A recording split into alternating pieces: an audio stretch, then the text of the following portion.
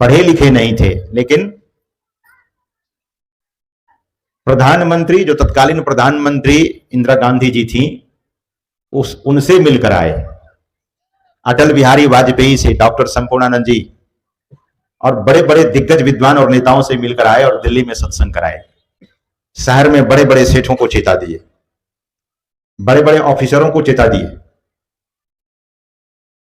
बड़े धनवानों को, विद्वानों को, राजनेताओं को, सबको गुरु महाराज के चरणों से जोड़ दिया उसने। सज्जनों,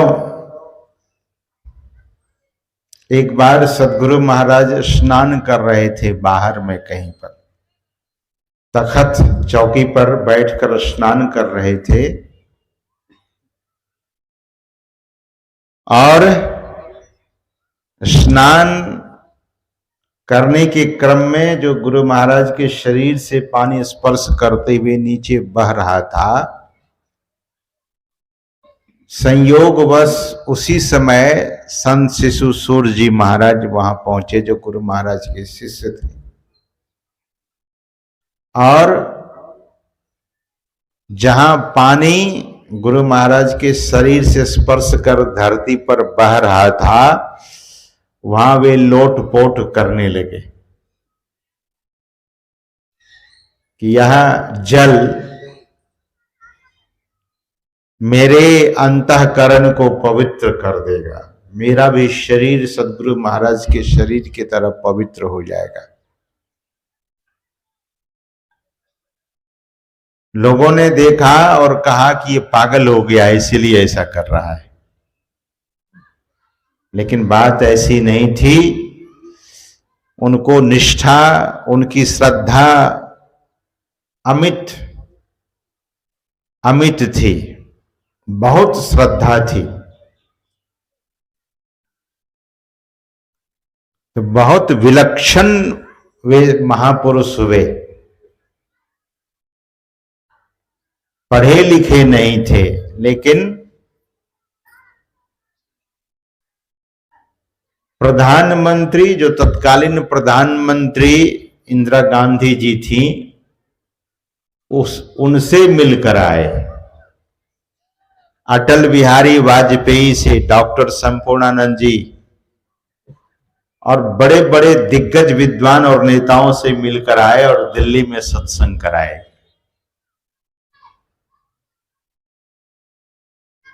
और स्वयं अनपढ़ थे, पढ़े लिखे नहीं थे। गुरु की महिमा इतनी है, जो काम पढ़े लिखे लोग नहीं कर सके। शहरों में प्रचार संत शिशु सूर्य जी महाराज की देन है। शहर में बड़े बड़े सेठों को चेता दिए, बड़े बड़े ऑफिसरों को चेता दिए, बड़े धनवानों को, विद्वानों को, राजनेताओं को, सबको गुरु महाराज के चरणों से जोड़ दिया उसने। किसी ने पूछा कि आप इतना बड़ा बड़ा काम कैसे कर लेते हैं महाराज? तो संत शिशु सूर्य जी महाराज ने कहा कि मैं कुछ नहीं करता हूं, सब अज्ञात कृपा से हो रहा है, सब अज्ञात कृपा से।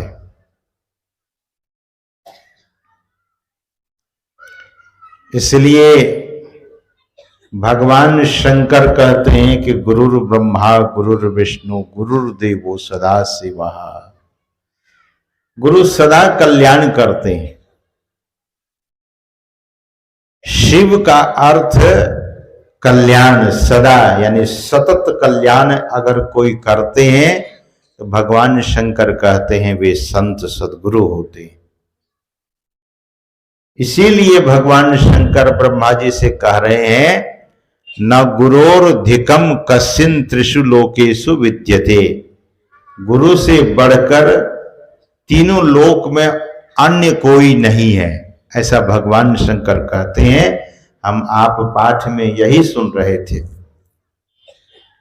गुरु तत्व है।